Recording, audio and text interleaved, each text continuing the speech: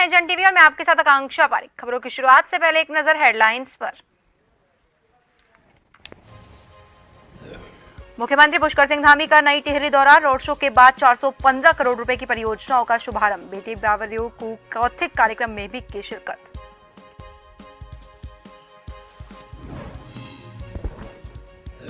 Invest summit के MOU को लेकर विपक्ष ने सरकार को घेरा। अभी तक केवल 43,000 करोड़ की ग्राउंडिंग, इससे से जल्द पूरा करने की मांग।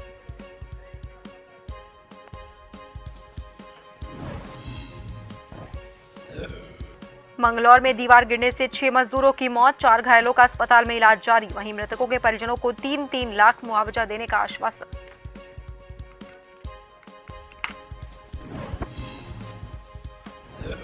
नैनीताल में आदमखोर के आतंक का अंत, पकड़ा गया 3 महिलाओं को मारने वाला बाघ। वन विभाग का पूरी रात चला रेस्क्यू ऑपरेशन।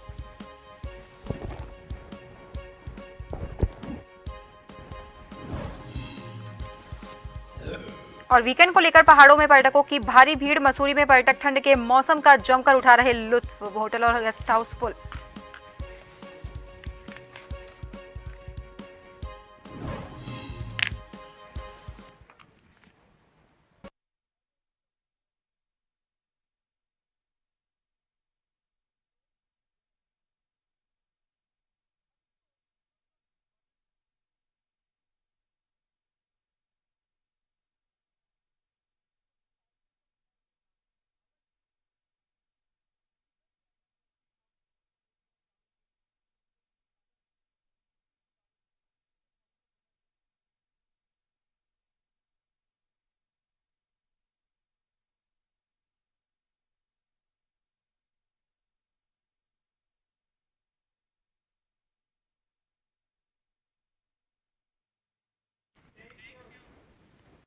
और अब खबरें विस्तार से। मुख्यमंत्री पुष्कर सिंह धामी ने मंगलवार को नई टिहरी स्थित प्रताप इंटर कॉलेज बौराड़ी में आयोजित बेटी बवारियू कु कौथिग में बतौर मुख्य अतिथि प्रतिभाग किया।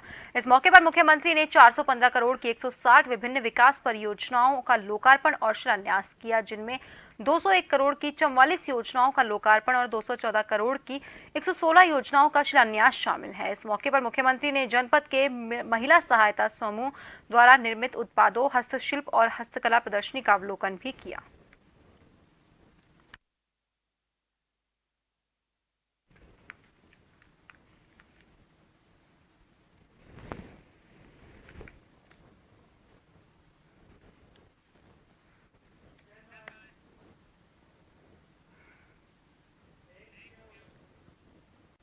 मुख्यमंत्री पुष्कर सिंह धामी अपने एक दिवसीय भ्रमण पर जनपद चंपावत आ रहे हैं। जानकारी देते हुए जिलाधिकारी नवनीत पांडे ने बताया कि मुख्यमंत्री कार द्वारा 27 दिसंबर को विद्युत वितरण खंड कार्यालय परिसर टनकपुर पहुंचेंगे और नवसृजित विद्युत वितरण मंडल चंपावत के कार्यालय भवन का शिलान्यास और भूमि पूजन कार्यक्रम में प्रतिभाग करेंगे। इसके बाद धामी रामलीला मैदान टनकपुर में आयोजित विकसित भारत संकल्प यात्रा में प्रतिभाग करेंगे।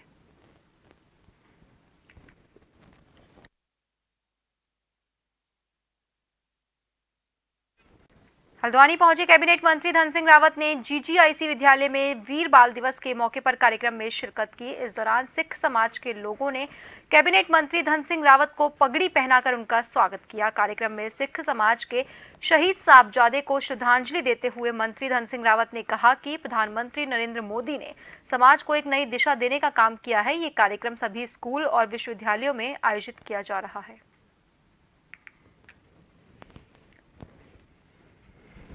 देखिए, सबसे पहले तो मैं अपने देश के यशस्वी प्रधानमंत्री जी का बहुत बहुत धन्यवाद देना चाहता हूं कि जो वीर बाल दिवस है, उन्होंने पूरे देश में, प्रधानमंत्री जी ने पूरे देश में इसको मनाने का निर्णय किया है। हमारे मुख्यमंत्री जी ने कहा है कि सभी शिक्षण संस्थाओं में भी इस कार्यक्रम को होना चाहिए, ताकि नई पीढ़ी को वीर बाल दिवस के बारे में ज्ञात हो, कि नई पीढ़ी को ये उनका इतिहास पता होना चाहिए। इसलिए हम हर स्कूल में कार्यक्रम कर रहे हैं, विश्वविद्यालय में कार्यक्रम कर रहे हैं, और जो वीर बाल दिवस के बारे में जो इतिहास है वो बच्चों को पूरा यहाँ पे बताने जा रहे हैं। गुमदेश और बाराकोट क्षेत्र को चलने वाली टैक्सियों के लिए लोहाघाट नगर में पार्किंग की सुविधा न होने की वजह से टैक्सी चालकों को अपने वाहन सड़क किनारे खड़े करने पड़ते हैं, जिसकी वजह से आए दिन लोगों को जाम की समस्या से जूझना पड़ता है। वहीं पंचेसर टैक्सी यूनियन अध्यक्ष मदन सिंह धोनी और वाहन चालकों ने अपनी समस्या बताते हुए कहा कि सालों से ये सरकार और प्रशासन से टैक्सी स्टैंड बनाने की मांग करते आ रहे हैं, पर अभी तक उन लोगों के लिए कहीं भी वाहन पार्क करने की सुविधा नहीं है, जिसकी वजह से बाराकोट और सीमावर्ती गुमदेश क्षेत्र को चलने वाली टैक्सियां सड़क में खड़ी रहती है, जिसके चलते वाहन चालकों और जनता को काफी दिक्कतें उठानी पड़ती है और आए दिन जाम का सामना करना पड़ता है।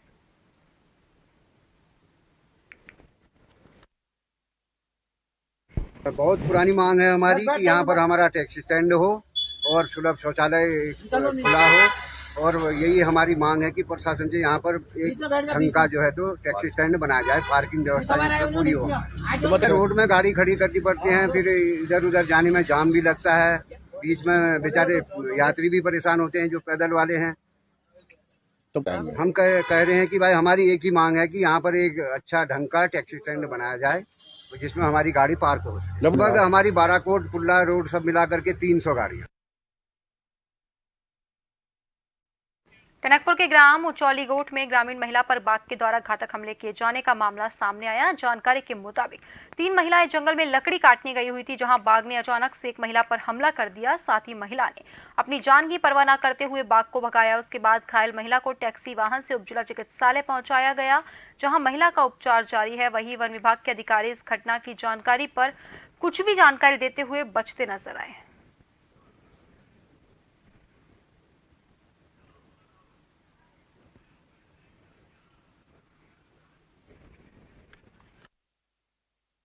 लगभग 12:30 बजे के आसपास एक महिला को निजी वाहन द्वारा लाया गया। महिला के पति रमेश सिंह द्वारा बताया गया। महिला का नाम गीता देवी, जिनकी लगभग 36 साल है, उचौली गोट गांव की रहने वाली है। महिला के पति द्वारा बताया गया कि उस पर बाघ ने हमला किया है। जब हमने उपचार के दौरान महिला का परीक्षण किया तो पाया उसके शरीर पर बहुत सारे टूट के कटे हुए निशान और गलत के निशान हैं। प्रथम दृष्टि में देखने पर तो ऐसा ही प्रतीत हुआ है किसी जंगली जानवर द्वारा हमले की वजह से ये हुआ है। 3 महिलाएं यहाँ पर गई थी हमारे गांव की। गीता देवी वाइफ ऑफ रमेश सिंह, इन पर जानलेवा हमला हुआ, और साथ में जानकी देवी ने काफ़ी, और इन एक और अन्य महिला थी, इन तीनों ने मिलकर बहुत साहस दिखाकर उस पर अटैक किया बाघ के ऊपर, जिसके उपरांत इस महिला को ये लोग सकुशल लगभग वापस बचा सके।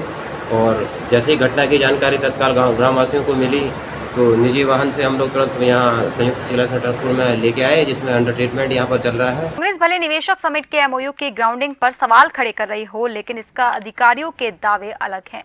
वीसी एमडीडीए और डीजी शिक्षा बंशीधर तिवारी ने साफ कहा कि उत्तराखंड में सभी विभागों में ग्राउंडिंग को लेकर सीएम धामी के निर्देश पर काम हो रहा है। अपने विभागों को लेकर उन्होंने बताया कि एमडीडीए को 10,000 करोड़ का लक्ष्य मिला था, जिसमें से 5,000 करोड़ को अभी तक धरातल पर उतार दिया गया, बाकी भी जल्द पूरा कर लिया जाएगा। वहीं शिक्षा विभाग के तहत उत्तराखंड के पर्वतीय इलाकों में शिक्षक संस्थान खुलने हैं, उसमें जमीन दिखाई गई है। जो भी नियम होंगे उसको निर्धारित करते हुए जल्द काम पूरा किया जाएगा। एमडीडीए में जितना हमें लक्ष्य दिया गया 10,000 करोड़, उसमें आधे से ज़्यादा अब तक हम लोग ग्राउंडिंग कर लिए। जो अभी बचा हुआ है शेष 4,500 करोड़ है, उसको भी हम लोग अगले 1 महीने में कंप्लीट कर लेंगे। शिक्षा विभाग के तहत अलग अलग जिलों में बोर्डिंग और डे स्कूल जो होते हैं उसको बनाने के लिए प्रस्ताव मिले हैं, और उनकी जो एक आम जो अगर बात करें उनकी जो परीक्षा है वो जिलों में जमीन की उपलब्धता को लेकर है, तो समय जिलाधिकारी को हमने पत्र लिखा है। क्योंकि अच्छी बात यह प्रति क्षेत्रों में भी इस तरह के बोर्डिंग स्कूल बनाने के प्रस्ताव आए हैं, उसके सामने बैठक करने वाले हैं। बैठक करके जहाँ पर उनको जगह मुफीद लगेगी वहाँ पर ज़मीन दिलाने का प्रयास किया जाएगा। अगर सरकारी होगी तो उसको दिया जाएगा।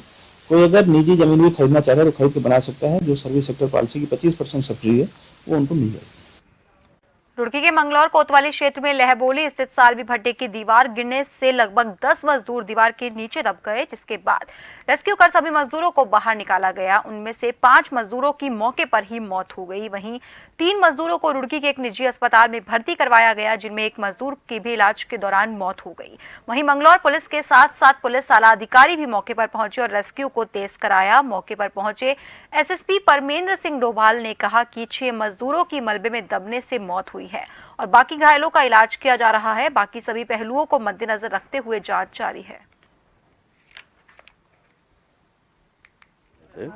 8 लोग इसमें दब गए थे, जिसमें 6 लोगों की मृत्यु की अभी तक हम लोगों के पास सूचना है। वे 2 लोग अभी हॉस्पिटल में हैं, उनका इलाज चल रहा है।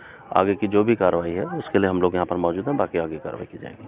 सर, जो भट्टे के जो कुछ मतलब यहाँ पर परिवार हैं वो बता रहे हैं कि भट्टे की लापरवाही में इसकी जो हाइट है वो उन्होंने बढ़ा दी गई है। इसमें जो भी पुलिस के पास कंप्लेन आएगी और नहीं भी आएगी, इसमें इसके खिलाफ हम लोग सख्त सालवी भट्टे पर हुई 6 लोगों की मौत को लेकर मृतकों के परिजनों को राहत देने की कोशिश की गई, जहां एक और भट्टा मालिकों की तरफ से मृतकों के परिजनों को 3-3 लाख रुपए का मुआवजा देने की बात कही गई है। तो वहीं प्रशासन ने घोषणा की है कि मृतकों को प्रशासन की तरफ से 2-2 लाख रुपए दिलवाने की बात कही गई। फिलहाल सभी मृतकों की बॉडी पोस्टमार्टम के लिए भेजी गई है। वहीं घायलों का निजी अस्पताल में इलाज जारी है। मृतकों में 3 मजदूर उत्तर प्रदेश के मुजफ्फरनगर के और बाकी के 3 उत्तराखंड के हरिद्वार जिले के रहने वाले हैं।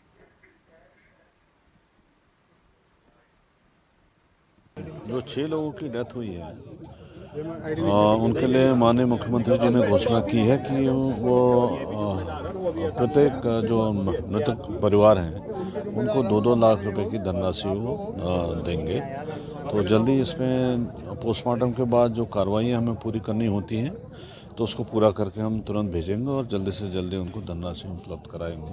सर, ईंट भट्टे वाले की तरफ से कुछ इनको नहीं, उसका एक अलग से कमिटमेंट है और उसकी भी जिम्मेदारी है, क्योंकि उसके ईंट भट्टे पे मृत्यु हुई है इतने लोगों की, तो वो भी वो कमिटमेंट पूरा करेंगे। वन विभाग ने मंगलवार को एक नरभक्षी बाघ को सफलतापूर्वक पकड़ लिया, जिसने उत्तराखंड के भीमताल क्षेत्र को आतंकित कर दिया था। 3 महिलाओं की मौत और कई मवेशियों की हत्या के लिए जिम्मेदार बाघ को विभाग की टीम ने गाय के शव का लालच देकर बेहोश कर दिया। वहीं बेहोश बाघ मुख्य सड़क से 3 किलोमीटर नीचे पाया गया और उसे सुरक्षित रूप से रानीबाग रेस्क्यू सेंटर ले जाया गया। वन विभाग अब बाघ के खून, स्वाब और बालों का परीक्षण कर रहा है।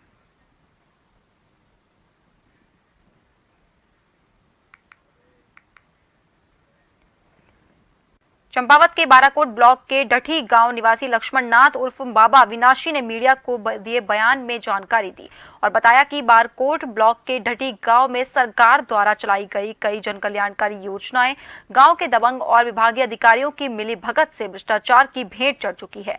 गांव की गरीब जनता को इसका लाभ न मिलकर गांव के अपात्र लोगों को योजनाओं का लाभ दिया जा रहा है। उन्होंने विभागीय अधिकारियों पर भ्रष्टाचार करने का गंभीर आरोप लगाते हुए कहा कि योजनाओं में हो रहे भ्रष्टाचार की जांच की मांग शासन प्रशासन, मुख्यमंत्री और राष्ट्रपति कार्यालय तक की गई, लेकिन सिर्फ आश्वासन ही मिला। लंबे समय से मैंने एप्लीकेशन शिकायत पत्र दी, जिसमें कोई जांच नहीं हुई। नहीं गरीबों का हित देखा जाता है, नहीं मतलब विकास कार्यों को देखा जाता है। केवल कुछ दबंगों का सहयोग लेके समस्त विभाग, ग्राम पंचायत के अंतर्गत आने वाले समस्त विभाग सरकारी योजनाओं का घोटाला करते हैं। जब समस्याओं के लिए इनके पास हम बात रखते हैं तो उल्टा हम ही मारने पीटने के लिए उतराव हो जाते हैं। किसी भी व्यक्ति की जन समस्या नहीं सुनी जाती है, किसी गरीब व्यक्ति को कोई लाभ नहीं दिया जाता है, केवल कागजों में दर्शाकर ये खाना पूर्ति करते हैं।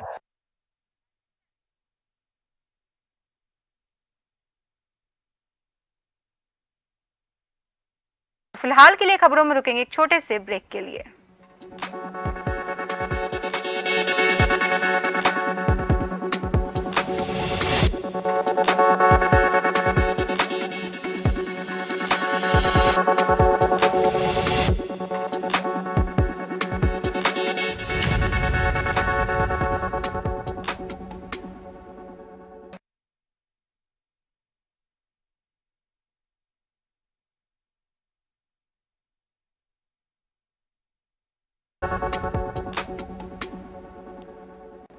ब्रेक के बाद एक बार फिर से आप सभी का स्वागत है। बढ़ते हैं अगली खबर की ओर।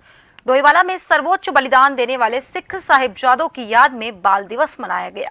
माजरी गांव के शेरगढ़ जाखन में पाठ, अरदास और कीर्तन का आयोजन किया गया। रविदास गुरुद्वारा शेरगढ़ में आयोजित कार्यक्रम में डोईवाला के विधायक बृजभूषण गैरोला और भाजपा नेताओं के साथ सिख समुदाय के लोगों ने भाग लिया। सिख समुदाय के लोग आज के दिन को गुरु गोविंद सिंह के साहिबजादों जोरावर सिंह और फतेह सिंह के बलिदान को याद करते हुए गुरुद्वारे में कार्यक्रम का आयोजन करते हैं और क्षेत्र में नगर कीर्तन का आयोजन करते हैं, जिसमें सिख समुदाय के लोग बढ़ चढ़कर हिस्सा लेते हैं।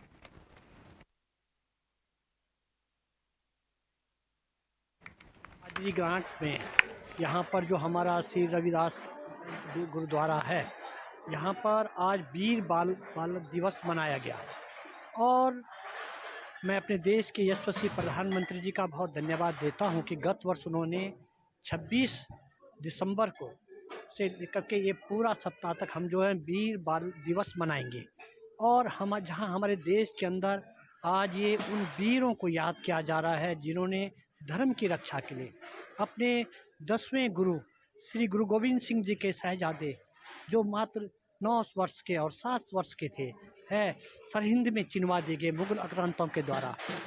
आज हम पूरे देश के अंदर अपने उत्तराखंड के अंदर भी और हमारी भारतीय जनता पार्टी के संगठन के द्वारा पूरे मंडलों पे हर जगह ये वीर बाल दिवस मनाया जा रहा है। कांग्रेस भले निवेशक समिट के एमओयू की ग्राउंडिंग पर सवाल खड़े कर रही हो, लेकिन अधिकारियों के दावे अलग हैं। वीसी, एमडीडीए और डीजी शिक्षा बंशीधर तिवारी ने साफ कहा कि उत्तराखंड में सभी विभागों में ग्राउंडिंग को लेकर सीएम धामी के निर्देश पर काम हो रहा है। अपने विभागों को लेकर उन्होंने बताया कि एमडीडीए को 10,000 करोड़ का लक्ष्य मिला था, जिसमें से 5,000 करोड़ को अभी तक धरातल पर उतार दिया गया, बाकी भी जल्द पूरा कर लिया जाएगा। वहीं शिक्षा विभाग के तहत उत्तराखंड के पर्वतीय इलाकों में शिक्षक संस्थान खुलने हैं, जिसमें जमीन दिखाई गई है। जो भी नियम होंगे उसको निर्धारित करते हुए जल्द काम पूरा किया जाएगा। एमडीडीए में जितना हमें लक्ष्य दिया गया 2,000 करोड़, उसमें आधे से ज़्यादा अब तक हम लोगों ने ग्राउंडिंग कर लिए। जो अभी बचा हुआ है शेष 4,500 करोड़ है, उसको भी हम लोग अगले 1 महीने में कंप्लीट कर लेंगे। शिक्षा विभाग के तहत अलग अलग जिलों में बोर्डिंग और डे स्कूल जो होते हैं उसको बनाने के लिए प्रस्ताव मिले हैं और उनकी जो एक आम जो अगर बात करें उनकी जो परीक्षा है वो जिलों में जमीन की उपलब्धता को लेकर है, तो इस समय जिलाधिकारी को हमने पत्र लिखा है। क्योंकि अच्छी बात यह प्रति क्षेत्रों में भी इस तरह के बोर्डिंग स्कूल बनाने के प्रस्ताव आए हैं, उसके सामने बैठक करने वाले हैं। बैठक करके जहाँ पर उनको जगह मुफीद लगेगी वहाँ पर ज़मीन दिलाने का प्रयास किया जाएगा। अगर सरकारी होगी तो उसको दिया जाएगा। कोई अगर निजी ज़मीन भी खरीदना चाह रहा है तो खरीद के बना सकता है। जो सर्विस सेक्टर पॉलिसी की 25% सब्सिडी है वो उनको मिल जाएगी। देहरादून में शत्रु कानून और मूल निवास के मुद्दे को लेकर महारानी निकल गई, जिसमें साइगान की संख्या में तमाम संगठन और लोगों ने हिस्सा लिया। वहीं इस पर विपक्षी दल कांग्रेस और अन्य संगठनों को जवाब देते हुए राज्यसभा सांसद नरेश बंसल ने कहा कि भारतीय जनता पार्टी और धामी सरकार आम जनता की सरकार है। नरेश बंसल ने कहा कि जनता ने सरकार बनाई है तो सरकार कोई भी फैसला लेगी तो जनता के हित में लेगी। हमें सरकार या भारतीय जनता पार्टी ये आप सबकी पार्टी है, यहाँ के सब निवासियों की पार्टी है। उन्होंने अपना समर्थन देकर सरकार बनाई है। सरकार का कोई भी काम यहाँ की जनता के हित में होगा। हमारे यशस्वी मुख्यमंत्री जी ने राधा रतूड़ी जी के नेतृत्व में समिति बनाई है, उसकी रिपोर्ट आएगी। उस रिपोर्ट का विश्लेषण करने के बाद मंत्रिमंडल के माध्यम से जो भी कुछ होगा जनता के हित में ही होगा।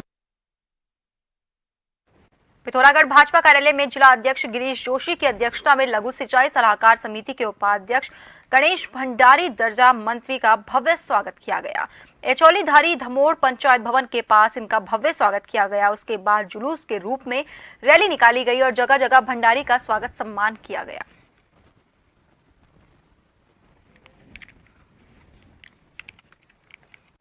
हाल ही में उच्च शिक्षा परिषद में उपाध्यक्ष बनाए गए भाजपा के वरिष्ठ नेता देवेंद्र भसीन ने कहा कि जिस तरह से स्कूली शिक्षा के लिए उत्तराखंड मशहूर है, उसी तरह से उच्च शिक्षा में भी राज्य का नाम हो, इसके लिए वो काम करेंगे। देवेंद्र भसीन ने ये भी कहा कि राज्य में नई शिक्षा नीति लागू तो हो गई है, लेकिन हमें ये भी देखना है कि कितने विश्वविद्यालय उसे पूरी तरह से अपना रहे हैं। इसके साथ ही उन्होंने कहा, ऊषा के माध्यम से जो केंद्र सरकार द्वारा उच्च शिक्षा में सहायता राशि प्रदान होती है, उसका ठीक तरीके से इस्तेमाल इस्तेमाल हो।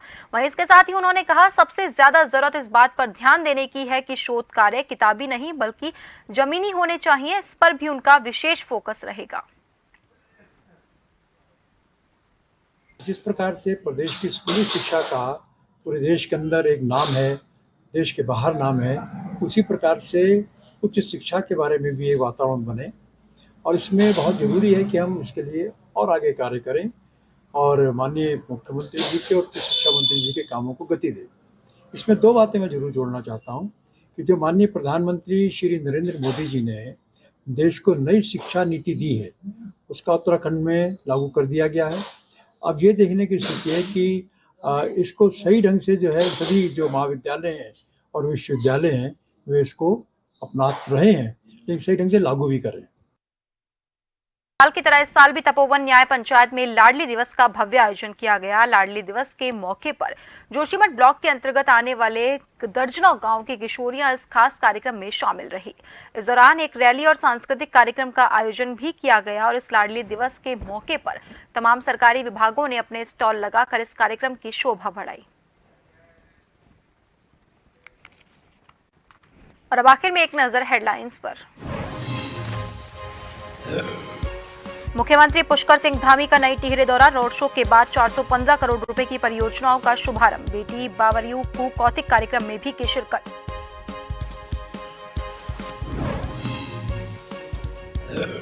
इन्वेस्ट समिट के एमओयू को लेकर विपक्ष ने सरकार को घेरा। अभी तक केवल 43,000 करोड़ की ग्राउंडिंग, इसे जल्द से जल्द पूरा करने की मांग।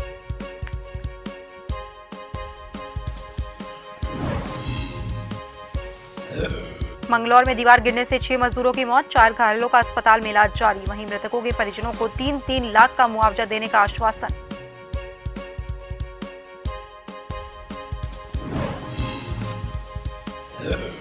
नैनीताल में आदमखोर के आतंक का अंत, पकड़ा गया 3 महिलाओं को मारने वाला बाघ। वन विभाग का पूरी रात चला रेस्क्यू ऑपरेशन।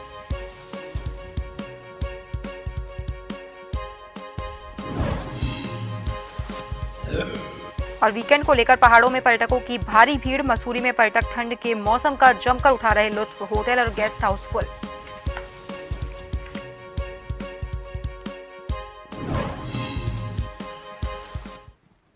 और फिलहाल के लिए खबरों में बस इतना ही। बने रहिए जन टीवी के साथ। नमस्कार।